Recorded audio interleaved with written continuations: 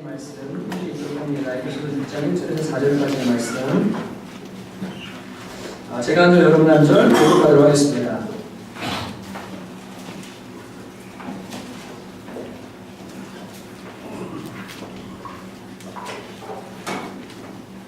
에베소서 6장 1절에서 4절 제가 먼저 읽겠습니다. 자녀들아, 주 안에서 너희 부모에게 순종하라. 이것이 옳으니라. 이로써 내가 잘되고 땅에서 장수하리라. 또 아비가 너희 자녀를 의뢰하지 말고 주의 눈과 어깨로 하였다. 아멘. 기도하겠습니다. 하나님 아버지, 오늘은 어버이 주일입니다. 어버이날을 어떻게 보냈는지 저희가 다 알 수 없지만 하나님 정말로 주께서 우리에게 부모를 공경하라는 위대한 계명을 주셨습니다. 그리고 그것에는 특별히 약속을 주셔서 부모가 어떠하든지 부모를 공경하고 사랑하며 섬길 때 내가 땅에서 잘되고 복되는 그 축복을, 장수하는 축복을 주시겠다고 약속해 주셨습니다. 하나님은 약속하신 대로 항상 이루어 주시는 분이시고 늘 주님은 신실하게 일하시는 분이십니다. 주님, 이 약속을 따라 저희가 그 언약의 관계 안에 들어가서 은혜를 깨닫고 말씀을 지킬 때 주님께서 우리에게 은혜를 베풀어 주신다는 사실을 알게 하여 주셔서 단순히 구원받은 것으로 천국 간다는 사실로만 만족하는 신앙이 아니라 이 땅 가운데 가나안 땅을 누리고 하나님의 놀라운 영적이고 신령한 복들을 받아 누릴 수 있는 귀한 가정들 되어지도록 오늘 우리 가운데 역사하여 주시옵소서. 감사드립니다. 예수님의 이름으로 기도합니다. 아멘. 영상 하나 같이 먼저 보시겠습니다.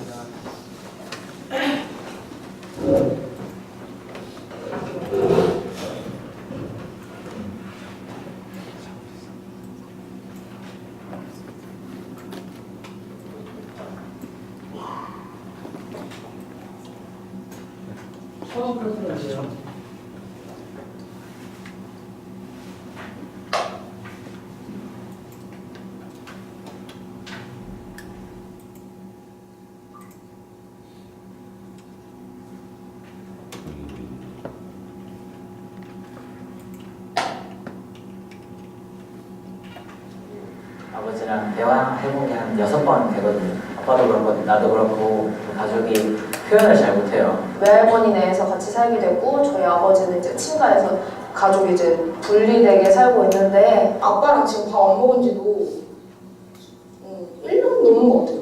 그냥 작년에 제 생일에 한 번 먹고. 아빠가 워낙에 무뚝뚝하시고 자기 표현을 잘 안 하시는 분이다 보니까 힘들어도 힘든 내색을 잘 안 하세요.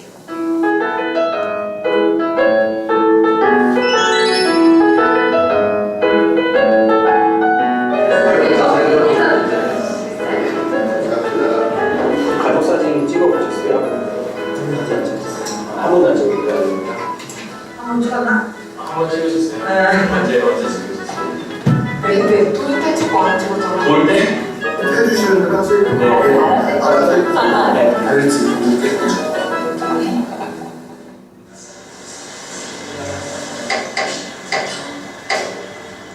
새벽 4시에 일어나셔가지고 빠른 7시에 퇴근을 하셔서 저녁을 집에 와서 그냥 대충 빨리 드시고 바로 그냥 주무시는 패턴이에요. 매일 20년째.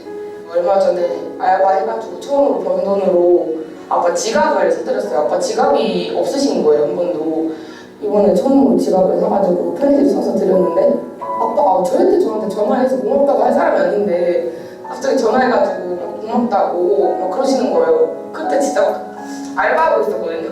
진짜 많이 울었어요. 알바도 중간에 나와가지고. 근데 그냥 그렇게 조그만 건데 표현하면 좋아하시구나 이런 것도 좀 느꼈던 것 같아요. 철문을 옮기다가 앞에 사람을 옮기다가 아빠가 제대로 못 보셨는지 이렇게 눈에 한 번 박힌 적이 있었거든요. 그렇게 크게 한 번씩 다치시는데 이게 너무 걱정이 되고 그때 잠깐 뭐 수술했을 때만 잠깐 병원에 가시고 그대로 병원에 잘 안 가시고 그래서 항상 불안하죠. 아침마다 아빠 오늘은 괜찮을까? 그래서 항상 아침마다 오늘 하루도 주님께서 아빠 지켜달라고 매일 같이 기도하죠. 제일 큰 건 아버지가 날 이렇게 때리는 게 너무 힘들었어요. 때리면 되는 줄 알았나 봐요. 잘 모르겠는데 아빠는 훈육 차원에서 이렇게 때린 건데 저한테는 큰 상처라고 폭행이었어요. 제가 100일 때쯤에 헤어졌다고 하시더라고요. 근데 아빠는 뭐가 뭔지를 잘 몰랐죠. 그런 이유가 문제였어요. 아빠 일 도와드리고 한 새벽 1시쯤에 아빠가 순대국밥 먹자고 앞에 저 앞에 갔는데 그래서 괜히 제가 이것저것 말하고 싶더라고요. 아빠가 미웠고 싫었지만 근데 이제 당연하게도 아빠를 사랑하게 되고 아빠가 너무 좋다고 아빠가 건강하게 오래 살았으면 좋겠다고 얘기하니까 그때부터 처음 들었어요. 아빠가 미안하다고 해준 게 없는데 잘 커줘서 고맙다고 이렇게 얘기하시는데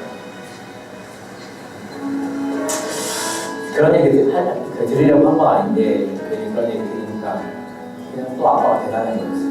다른 사람들한테 한 거 반만큼이라도 못 해주는 거 내가 스스로 너무 잘 알고 있어서 항상 그거 많이 미안했어요, 엄마. 지금처럼 계속 열심히 살고 그러면은 언젠가는 진짜 다 같이 행복하게 지낼 수 있을 날이 올 것 같아요. 그때까지 나도 좌절하지 않고 열심히 살 테니까 엄마도 딸 믿고 열심히 같이 있어줬으면 좋겠어요. 엄마, 내가 평소에 잘 못해서 미안하고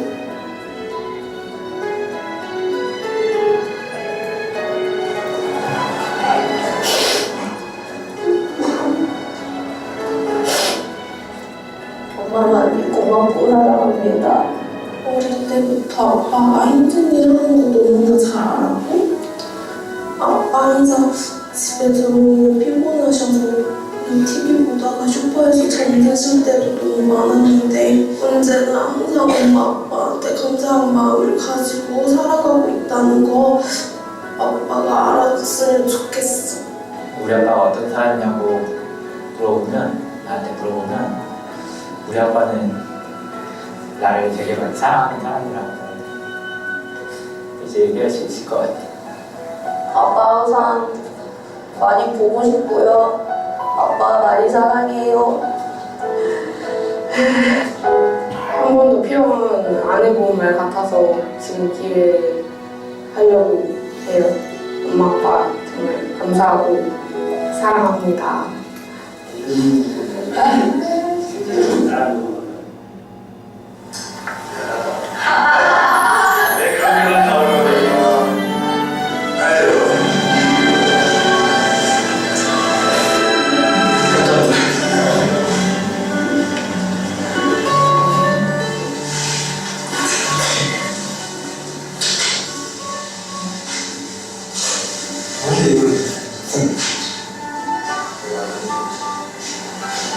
너는 항상 잘해주고 싶지 자식들한테 보여주시고 안 하고 그게 조금 그렇구나 그 느낌이 조금 필요한 것 같아요. 딸이 많이 컸네 하는 생각이 드네요. 철이 꽉 들었네.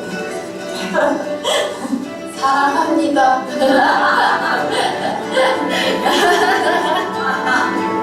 고마워요. 잘 살아주셔서. 아무래도 우리 뒷받침을 해줘야 되는데 그걸 못해주게 되면 가슴 아프고 내가 표현을 잘 못해요. 고맙다.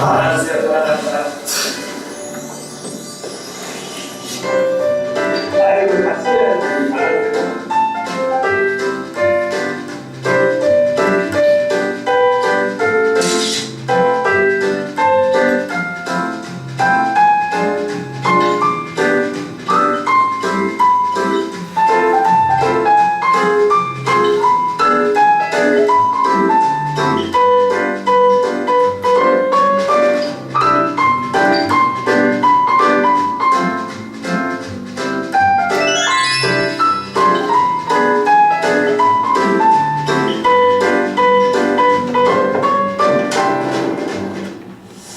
어떻게 어버이날 잘들 보내셨습니까? 네, 오늘 어버이 주일인데 한 번 더 부모님에 대해 생각하는 시간이 됐으면 좋겠습니다. 제가 두 가지만 딱 말씀드리겠습니다. 첫 번째는 순종과 십자가 없는 믿음은 귀신의 믿음이라는 것을 여러분이 아셨으면 좋겠습니다. 마태복음 16장에 예수님께서 말씀하셨습니다. 너희는 나를 누구라느냐? 베드로가 대답합니다. 주는 그리스도시요 살아계신 하나님의 아들입니다.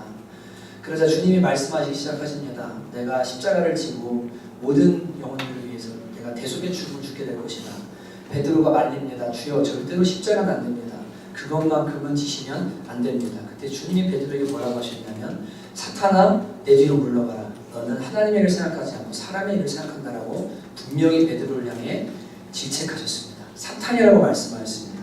그리고 말씀하시기를 누구든지 나를 따르려거든 자기 십자가를 지고 자기를 부인하고 따르지 않으면 나를 따를 자가 없다라고 주님께서 말씀하셨습니다.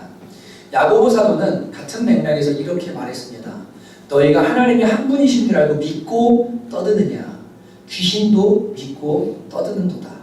행함이 없는 믿음은 영혼 없는 몸이 죽은 것처럼 바로 죽은 믿음이다라고 주님께서 야고보 사도를 통해 가르쳐 주셨습니다.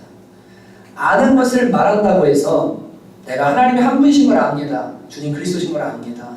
제가 부모 공경해야 되는 걸 압니다. 라고 말하는 것이 그의 신앙이 아니라 행함이 없다면 주님께서 뭐라고 하시냐면요. 사탄아 너희들로 물러가라라고 질책하시는 만큼 행함이 없는 믿음은 귀신의 믿음이고 거짓 믿음이라고 성경이 우리에게 가르쳐주고 있는 겁니다. 여러분 그렇기 때문에 부모를 공경하라는 이 말씀 앞에서 여러분이 하나님의 말씀임을 기억하고 하나님께서 나에게 부모를 공경하라고 말씀하셨으니 이제는 나를 위해 십자가에서 죽으시고 생명 주시고 나의 주인 되신 주님께서 그렇게 말씀하셨으니 나는 그저 순종하고 행할 뿐이라고 고백하고 이 말씀을 따라 순종의 열매를 거둘 수 있는 여러분 모두가 되시기를 주님의 이름으로 축복합니다. 신앙생활은 십자가의 삶인데요. 하나는 하나님과의 관계죠. 이걸 대신계명이라고 말합니다. 새로 기둥이죠. 그리고 하나는 뭡니까? 대인계명이라고 말하는 사람들과의 관계 속에 일어나는 대인계명이라고 말하는 그 관계 속에 일어나는 일들이 있죠. 그래서 우리는 하나님을 향해 해야 될 것을 하고 사람을 향해 해야 될 것을 해야만 바른 신앙이 자리를 잡게 됩니다. 우선순위는 세로대가 없으면 가로대를 세울 데가 없어요. 사람도 구제하고 선한 일하고 좋은 일을 다 합니다. 예수님 몰라도 합니다. 이거는 하나님을 몰라도 할 수 있는 거예요. 이 세로대는요. 인간과의 관계는요. 그런데 우리 신앙은 언제 완성되냐면 하나님께 해야 될 것을 먼저 하고 그 다음에 이웃에게 해야 될 것을 할 때 이것이 온전한 신앙으로 받아들여지는 신앙이 됩니다. 어떤 사람들은 교회 안 다니고 나 혼자 하나님 섬기는데 뭐 그렇게 살아가도 되지라고 합니다. 죄송하지만 하나님과 교회를 섬기지 않는 상태에서 혼자 착하게 살겠다? 이 세로대를 가로대를 걸 데가 없어요. 하나님을 향해 11조 생활 안 해요. 헌금 생활 안 해요. 그리고서 나 구제하는데요. 하나님을 향해 하지 않고 이웃을 향해 하는 거예요. 세상 사람들도 합니다. 더 하는 사람 많습니다. 대인계명과 대신계명을 온전하게 지킬 때 하나님 앞에서 신앙이 십자가가 완성되는 거지 하나만 하겠다라고 해서 되는 것이 아님을 여러분은 분명히 아셔야만 합니다. 그렇기 때문에 두 번째로 하나님을 섬긴다고 하면서 가족을 돌보지 않는 자들이 있다면 하나님 앞에 크게 회개해야 됩니다.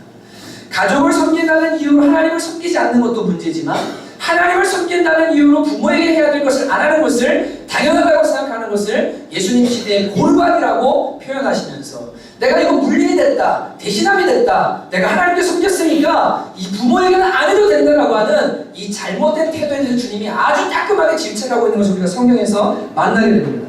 성경은 뭐라고 말합니까? 가족을 돌보지 않는 자는 불신자보다 더 악한 자다라고 분명히 이야기하십니다. 너희가 너희를 사랑하는 자만 사랑하면 너희가 무슨 유익이 있느냐? 너희를 미워하는 자를 사랑해라.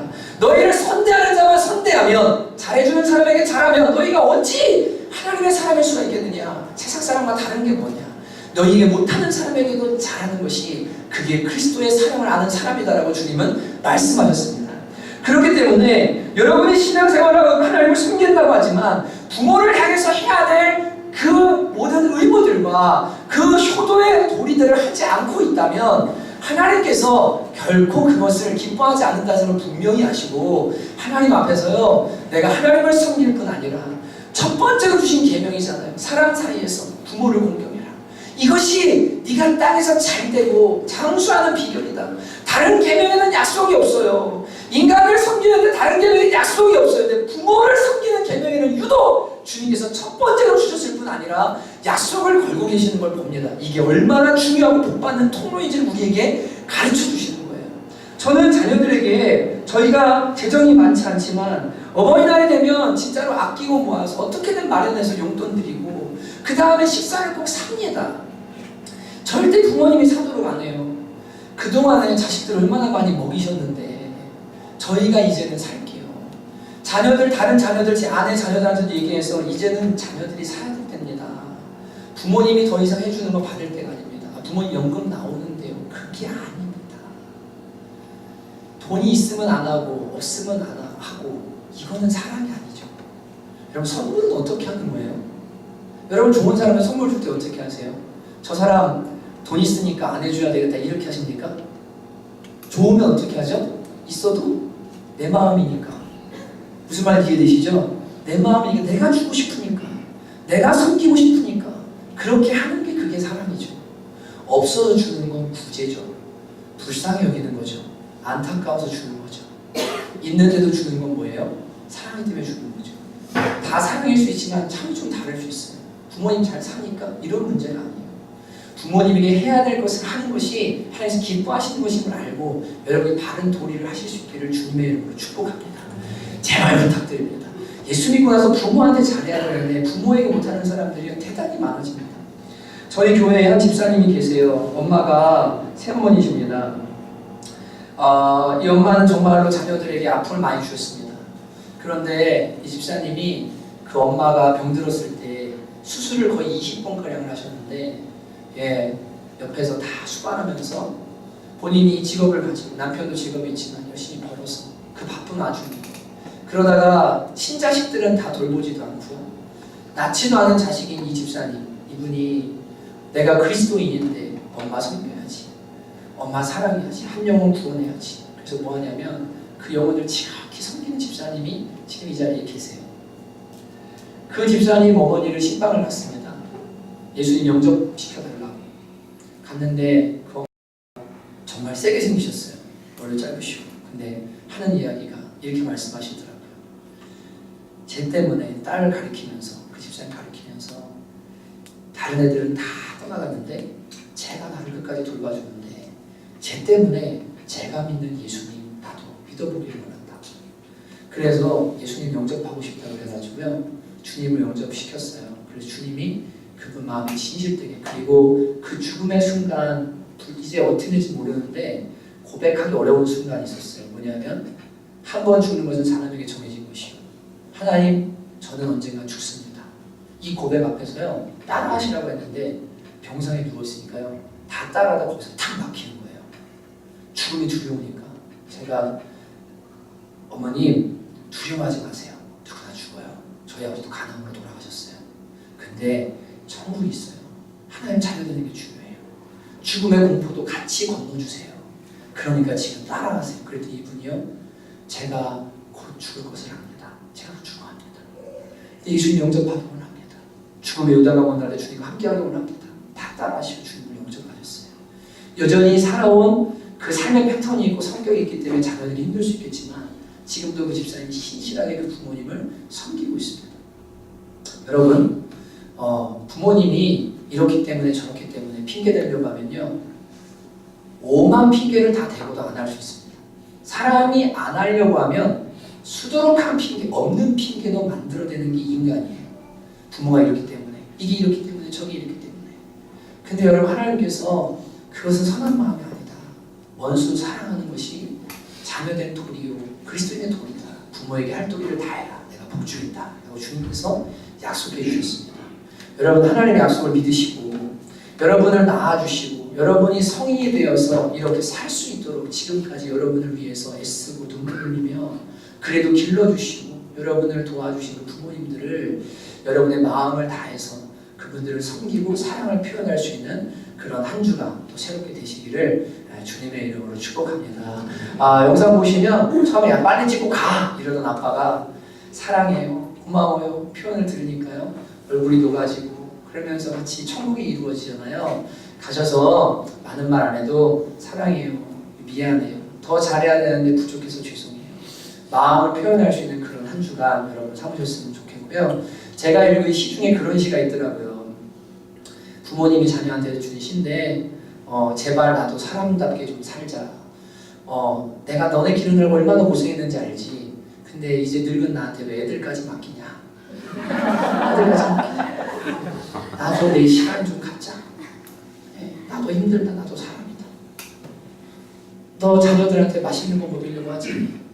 내가 그 마음으로 너희들 맛있는 거 먹였는데 왜 너희들은 나한테 좋은 거 대접하지 않느냐. 부모님 나이 들고 병들고 이제는 누가 수반해야 됩니까? 자녀된 우리가 그분을 섬겨야 되는 것이 당연한 도리입니다. 그게 세상의 도리일 뿐 아니라 인간의 도리요. 그리스도인이라면 더더욱 열심히 그 일을 해야 되는 게 우리가 해야 될 일이에요. 이번 한 주 다시 한번 어버이 주일은 지났지만 하나님 앞에서 어버이날을 결단하시고 특별한 계기들을 삼으시는 그런 한 주 되시기를 주님의 이름으로 축복합니다. 같이 그냥 기도했으면 좋겠습니다. 함께 기도할 때 선교사님 나오시기 전까지 제가 기도를 마치고 선교사님 나오실 텐데요. 하나님 어버이 주일 정말로 우리에게 주신 부모님 그분들이 학식이 모자라든 세상에 내세울 게 있든 없든 세련되든 세련되지 못했든 고집이 세든 고집이 세지 않든 그분들은 어찌되었든 나를 낳았고 길러주셨고 오늘에게 이르게 하신 하나님의 사랑의 편린 조각입니다. 주님 저에게 부모님을 주셔서 감사합니다. 그리고 주님 제가 부모님의 부족과 연약함이 있을지라도 정말로 주의 사랑으로 살아가며 섬기고 하나님을 공경하는 삶을 살겠습니다. 주여 은혜를 더하여 주시옵소서. 가정의 회복을 허락하여 주시고 오늘 쌓인 아픔과 눈물들 오직 사랑으로만 치유되고 그 악의 고리가 악순환이 끊어질 수 있다는 것을 알고 예수님이 하신 것처럼 십자가 지고 살아가는 우리 될 수 있도록 은혜 더하여 주시옵소서. 함께 기도하며 나가도록 하겠습니다. 아버지 하나님 감사합니다. 주여 저희들 하나님 간절히 기도하는 것은 하나님 정말로 주께서 부모를 공경하라. 그리하면 내가 땅에서 잘 되고 내가 장수하리라고 주님께서 약속을 주셨습니다. 하나님 아버지 부모를 섬기는 것은 곧 하나님을 섬기는 것이요 아버지 하나님은 그래서 하나님께서 가정마다 복 주시고 은혜 주시는 것을 저희가 많이 보게 됩니다.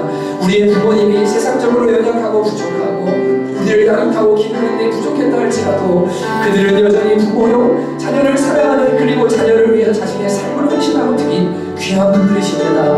아버지 하나님 정말로 부모님들을 배려하고 구체적으로 섬기고 사랑할 수 있는 저희들 되어지도록 주님께서 은혜를 더하여 주시옵소서. 오 하나님 아버지여 행함이 없는 믿음은 죽은 믿음이라고 말씀하셨습니다. 그것은 귀신의 믿음이요 사탄의 믿음과 같다고 말씀하셨습니다. 자기를 위하고 자기밖에 모르고 아버지는 십자가 지지 않으려고 살아가는 삶은 아버지는 그리스도의 길이 아님을 저희가 압니다. 주여 이 시간에 바른 길 걸어가게 도와주시고 하나님 가족관계 안에서 내가 저희들 십자가가 무엇인지를 분명히 알고 예수 믿어 걸어가신 그 길을 따라가는 저희들 되어지도록 주여 은혜를 더하여 주시옵소서. 이것도 피하고 저것도 피하고 다 피하고 아버지 오직 자신밖에 모르면 나중에는 어찌 주 앞에 서서 무엇했다고 말할 수가 있겠습니까? 주님 저희의 마음을 넓혀주시고 하나님은 그리스도의 마음까지도 은혜 더하여 주셔서 하나님 그 넓은 주님의 그 십자가의 은혜의 바다로 나아가는 저희들 되어지도록 주께서 역사하시고 함께하여 주시옵소서. 감사드립니다. 하나님 아버지 바로 우리 고린도 교회를 향해 너희의 마음을 넓히라고 한 말씀을 저희가 기억합니다. 하나님 살면서 이거 힘드니 피하고 저거 힘드니 피하고 부모님도 힘드니까 효도하는 거 피하고 부모님이 어렵게 하니까 이것도 피하고 저것도 피하면 나중에 하나님 앞에 가서 너는 뭐 하다 왔느냐라고 물어보실 때 주님 저희가 과연 무엇이나 답해야 하겠습니까? 주님 우리에게 주신 가족들 특히 부모님들 때로는 무거운 치밀과 아픔이 될 수 있지만 주님이 십자가이신 걸 기억하며 사랑하기를 힘쓰게 하여 주시고 주님 구체적으로 섬기고 사랑하며 복받는 귀한 자녀들 되어지도록 주께서 은혜를 내려 주시옵소서. 주님의 모든 것 감사드리고 예수님의 이름으로 간절히 기도합니다. 아멘. 옆에 보고 인사하시죠. 사랑합니다. 미안합니다. 우리 부모님한테 하는 건 연습하는 겁니다. 시작. 사랑합니다. 미안합니다. 네. 우리 선교사님 나오실 텐데요. 네, 박수로 환영해 주시면 좋겠습니다.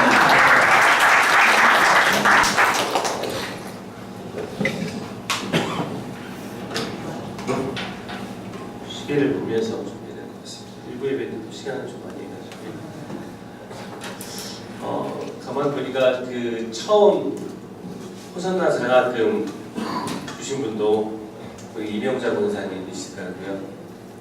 직접 오셔서 아이들을 보고 그 자리에서 마음 받으셔서 이 아이들을 어떻게 하면 도울 수 있을까 물어보시길래 저희 호산나 아이들을 섬길 수 있는 방법을 말씀해 드렸더니 그냥 한국 돌아가서 할게요도 아니고 그냥 그 자리에서 그냥 한국돈 3만 원을 장학금으로 매달하시겠다고 주셨는데 너무나도 그냥 감사했던 분이었 기억하고 있습니다. 그리고 올 때마다 저희 가정 또한 필리핀에 계신 저희 장모님 것까지 늘 한국의 분위기를 느낄 수 있는 그 뭐죠 파우치라 그러나요? 그런 거 좀 챙겨주시고 섬겨주셔서 너무나 감사한 권사님이시구나라는 걸 다시 한번 이 어버이 주일을 통해서 듣게 되었습니다. 저는 우리 아내하고 이런 말을 많이 합니다. 이런 찬양을 필리핀에서 많이 부르고 있습니다. 듣고 있습니다. 우리 최진희 사모님께서 예전에 선교톡방에 올려주신 곡인데요.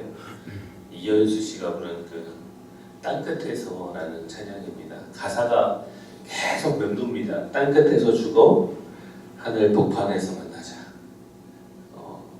이제 수요일이면 다시 필리핀으로 돌아가는데 그렇잖아요. 그러니까 이 땅에 올 순서는 있어도 가는 순서는 없다고 하는 말이 있죠. 여러분들이 오늘 보는 것이 마지막일 수도 있고 하나님 은혜 주시고 생명 주시면 내년에도 또 볼 수 있고 그죠?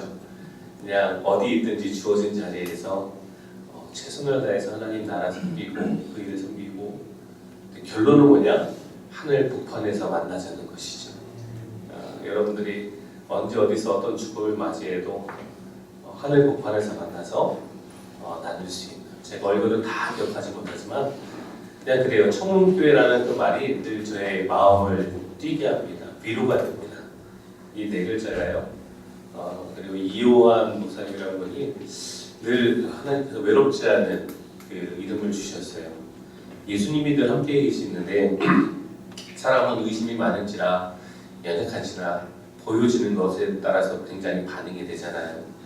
내 눈으로 보는 볼 수 있는 목사님을 만나게 하셔서 이 선교지인 사역할 수 있는 힘이 되게 하시고 위로가 되게 하신 것이 너무나 감사합니다. 그래서 성교 보고를 하기보다 네 가지를 좀 나눠서 여러분들이 기도 부탁을 하려고 합니다.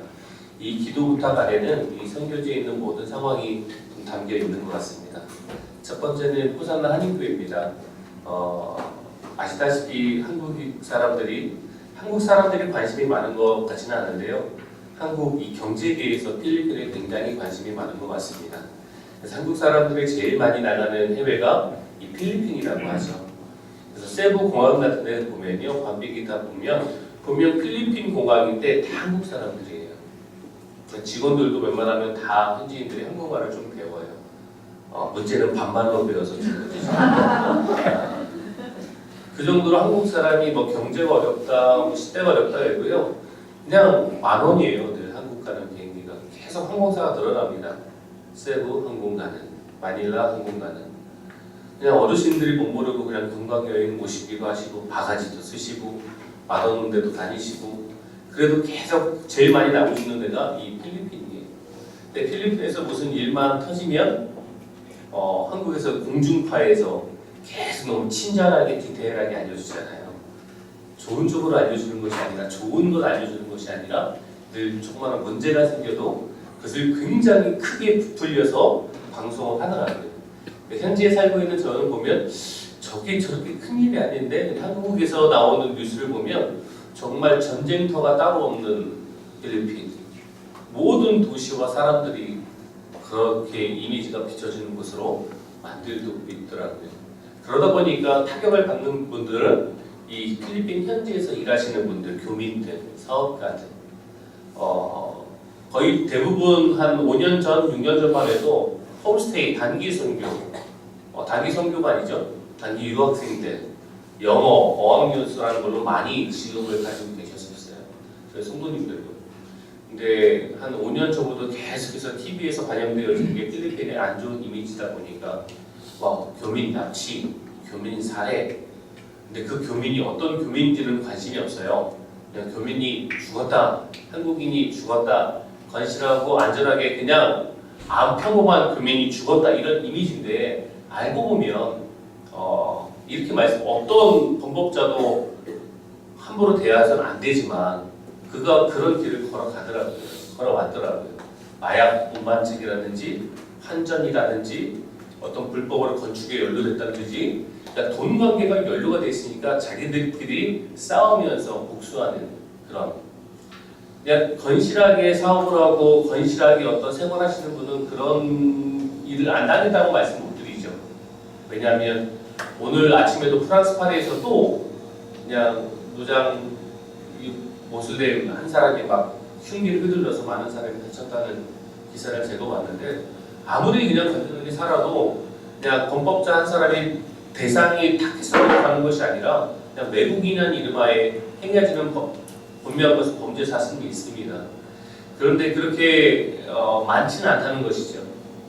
거의 교민들의 대부분의 사람들이 한국에서 범법을 저지르고 피신처가 더 필리핀이기도 합니다. 마닐라, 특히 세부. 민다나오는 그런 분들이 거의 없어요. 이런 범법자들도 민다나오 오기는 좀 꺼려하시는 것 같아요.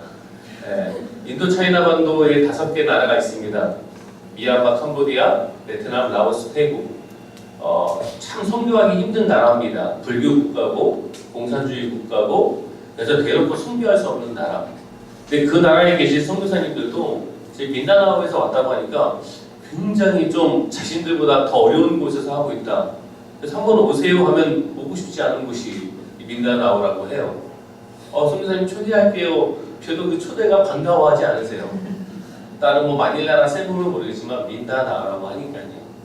그러니까 세상에 가지 말라는 것, 세상에 가면 안 된다는 것 그런 이미지가 있다 보니까 이 교민분들의 사업이 계속 어려울 수밖에 없어요. 한국에서 투자를 받아서 지원을 받아서 물건을 공급받아서 계속해서 사업을 확장해내고 유지해야 되는데 어려운 거에 계속 막히는 거예요. 인적 자원은 안 오죠. 물적 자원도 끊어지죠.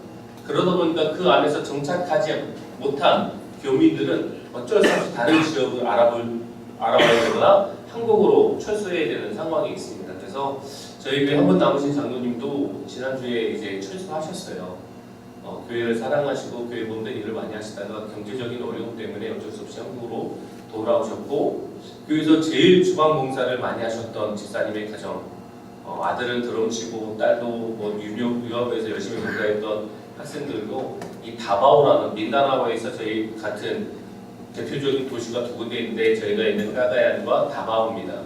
네, 한 8시간 걸려요. 그쪽으로 남편이 사업상 때문에 어쩔 수 없이 이사를 가게 되셨고 그러다 보니까 뭐 장년분들은 한 30명 다 재직분들이 아니라 그냥 주일날 예배 나오신 분이 30명, 40명 협력동산을 해서 아이들까지 하면 한 50명, 60명 남은 것 같아요. 앞으로 더 올 수 있는 방법은 그 지역에 있는 교민들, 예수 그리스도를 알지 못하는 분들을 전도해서 오는 방법. 뭐 한국에서 이민으로 와서 교회 정착하는 것은 이제 좀 어려운 단계가 됐고요. 거기는 아직 교민분들인데 필리핀 여성분하고 결혼해서 그냥 아무도 속해 있지도 않고 살아가는 사업가분들. 근데 이 민다나오까지 오셨다는 건 솔직히 보통 분들이 아니거든요. 왜냐하면 세상에 가지 말라는 것, 가면 안 된다는 것. 마닐라 필리핀에 사는 교민들도 어렵다는 것. 근데 얼마나 삶이 힘들고 어렵으면 척박했으면 그래도 민다나오일지라도 들어오셨을까요? 근데 그분들이 그럴 거예요. 뭐 사람들이 이렇게 겁줘서 민다나오 진짜 목숨 걸고 왔는데 오히려 그분들은요 그곳을 떠나고 싶어 하지 않으세요. 너무나 그 까가얀 민다나오를 사랑하고 편애하시고 좋아하세요. 대표적인 분이 우리 또 이화 목사님이시잖아요. 그렇죠? 세상에 가지 말라는 곳 계엄령이에요. 목사님 전쟁터예요. 가면 안 돼요. 근데도 오셨어요. 예배하셨어요. 함께 마음을 나눠주셨어요. 그러니까 아무리 제가 얘기해도요 사람들은 미디어, 매스컴의 말을 믿을 수밖에 없더라고요. 근데 그 사람들만 그럴까요? 아니요, 제가 한국에 살아도 저 같아도 그랬을 것 같아요. 제가 민다나오로 아무리 인적 관계가 있어도 성교 가기로 했는데 계엄령 터졌는데 야 가자. 우리가 뭐 더 오래 살아서 뭐하냐 가자 죽으면 죽으리라 가자는 믿음이 저한테도 없었겠더라고요. 그래서 충분히 다 이해하는데 그것을 넘어서 환경을 넘어서 또 민다나오까지 와서 끝까지 그 영혼들을 위해서 캠프를 하고 예배를 했던 목사님 아실 거예요. 이 매스컴과 현지 상황이 너무나도 다르다는 거예요. 그래서 저는 제가 민다나오에 있는 게 어느 순간부터 굉장히 감사가 됐어요. 그래, 나는 세상에 가지 말라는 곳, 세상에 가면 안 된다는 곳에서 하나님 복음 전하고 있구나. 근데 지금은 이제 교민들이 계속 이제 빠져나가는 실정이니까 그동안 정착되어 있는 예수 그리스도를 알지 못했던 대부분의 사람들이 한때는 다 다녔던 분들이더라고요. 그러니까 예수님한테 상처받은 사람 한 명도 없어요. 예수님이 나타나셔가지고 상처를 줘서 교회를 떠났다고 하시는 분들은 한 분도 없어요. 다 예수를 믿는다는 사람들한테, 목사한테 그 어떤 직분자한테 상처를 받고 교회를 떠난 사람들이죠. 그렇다면 가능성이 있잖아요. 그죠? 우리 교회 성도님들이 더욱더 예수님을 닮아서 살아가다 보면 예수님의 사랑을 전하다 보면 분명한 것은 그곳에 계신 상처받은 교민분들이 다시 예수 그리스도를 믿는 그 교회로 인도되어 주실 믿습니다. 그래서 한 2년 3년 열심히도 전도했던 함께했던 우리 영향력에 있는 저희 여성교회 집사님 남편분이 한 2달 전부터 결단하셨어요. 그 전까지는 계속 교회 다니는 사람을 막았던 선두주자였는데 이제는 약속하셨어요. 매일 주일 교회 나오겠다고, 예배 드리겠다고. 자기가 들어보니까 창조박이라는 거 보니까 신이 이 세상은 창조되어지는 것이 맞고 창조가 되었다면 하나님이 계신 것이 맞고 하나님이 계시다면 믿는 것이 맞다라는 결론을 내세우더니 이제는 교회 전도자로 이분이 바뀌셨어요. 한인에서 영향력 있으신 분이거든요. 그분을 통해서 또 줄 알지 못하는 분들의 전도될 수 있도록 한인교회를 위해서 기도해 주시면 감사하겠습니다. 두 번째는 호산나 아카데미입니다. 이거 나중에 영상 안 올라가죠. 이게 또 다른 교회랑 연결되어 있는 얘기이기 때문에 하나님의 은혜로 호산나 아카데미가 오신 분들 알겠지만 굉장히 땅이 커요. 2만 평이나 돼요. 거기에 도서관 건물, 예배실 건물 2개, 뭐 학교 아이들 교실 쫙 있죠. 뭐 교무실 있죠. 강당 크게 있죠.